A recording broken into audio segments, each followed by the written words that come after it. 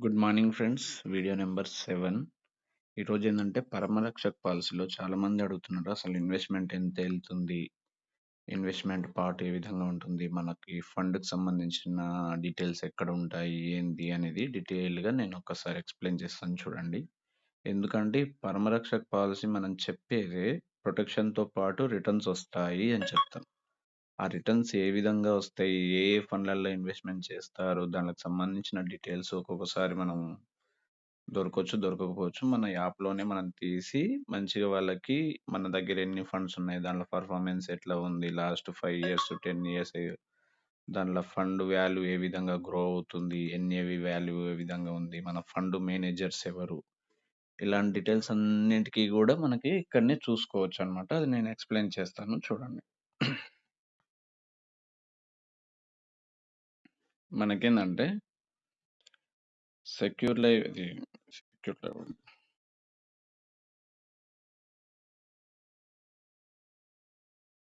మనం సిద్ధి app open చేస్తాం కదా! ఓపెన్ చేసిన వెంబడే ఈ విధంగా పాస్వర్డ్, ఐడి నుంచి లాగిన్ అవుతాం. ఇక్కడ క్విక్ కోడ్స్ నుంచి వస్తాము. ఈ విధంగా మనకి కోడ్స్ ఓపెన్ చేయగానే కింద ఫండ్ పర్ఫార్మెన్స్ అని చిన్న ఆప్షన్ కనిపిస్తుంది. అక్కడ క్లిక్ చేస్తే నీకు పీడిఎఫ్ అనేది ఓపెన్ అయిపోతుంది. దాంట్లో ఈ విధంగా ఉంటుంది, ఫండ్ అస్యూర్డ్ అని చెప్పేసి.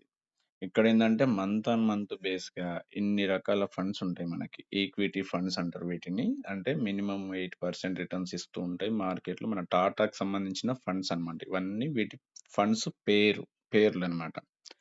మనోళ్ళు 3 మంత్స్‌కి ఒకసారి, 6 మంత్స్‌కి ఒకసారి ఫండ్స్ అనేది లాంచ్ చేస్తూ ఉంటారు కదా! వాటి పేర్లు. మనం కడుతున్న డబ్బులు ఈ ఫండ్‌లలో ఇన్వెస్ట్‌మెంట్ చేసి దీని రిలేటెడ్‌గా వీటిని మార్కెట్‌లో ఇన్వెస్ట్‌మెంట్ చేసి దాని రిలేటెడ్‌గా రిటర్న్స్ వస్తూ ఉంటాయి మనకి.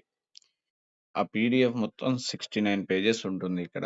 69 పేజెస్‌లో మీరు చూసుకుంటే ప్రతి ఒక్క ఫండ్ గురించి, దాని పర్ఫార్మెన్స్ గురించి 5 years, 10 years last since Inception అంటే ఫండ్ లాంచ్ చేసినప్పటి నుంచి ఇప్పటి వరకు గ్రోత్ ఏ విధంగా ఉంది అనేది మనం క్లియర్‌గా చూసుకోవచ్చు. ఓకేనా? ఈ విధంగా ప్రతి ఫండ్‌కి సంబంధించిన డీటెయిల్స్ నీకు అక్కడ కనిపిస్తాయి.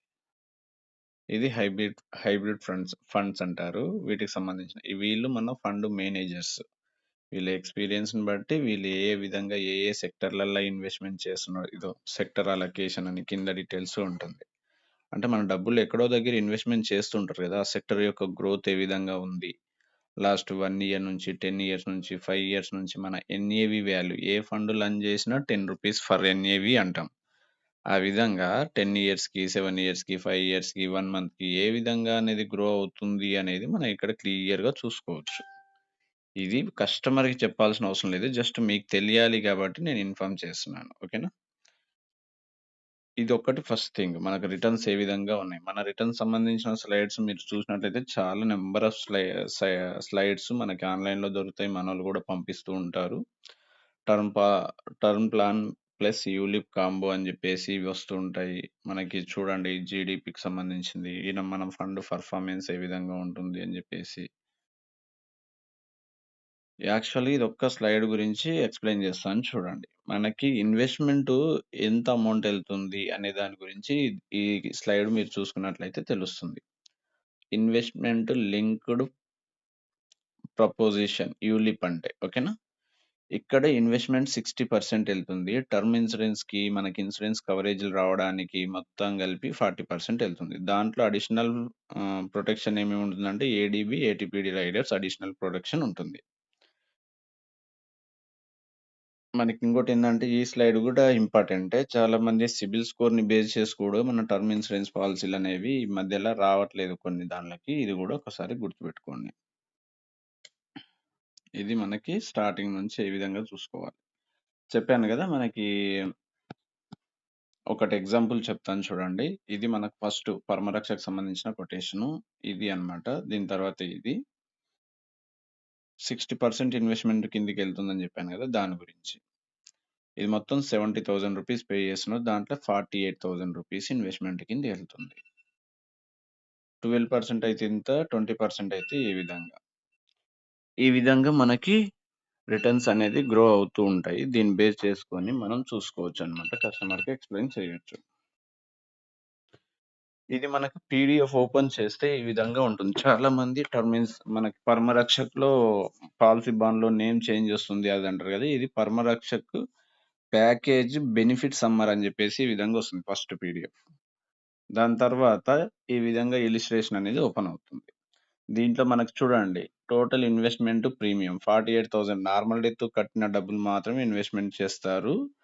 దాంట్లో ఇక్కడ చూడండి gross investment returns 36,000 rupees investment కిందకెళ్తుంది. అది పెరుగుతూ పోతూ ఉంటుందన్నమాట. ఇది ఇక్కడ చూడండి. సంపూర్ణ రక్ష సుప్రీం. ఇక్కడ పాలసీ పేరు ఈ విధంగా వస్తుంది. మనకు బాండ్‌లో కూడా ఈ విధంగా వస్తుంది. మీరు కన్‌ఫ్యూజ్ కాకూడదు. ఓకేనా?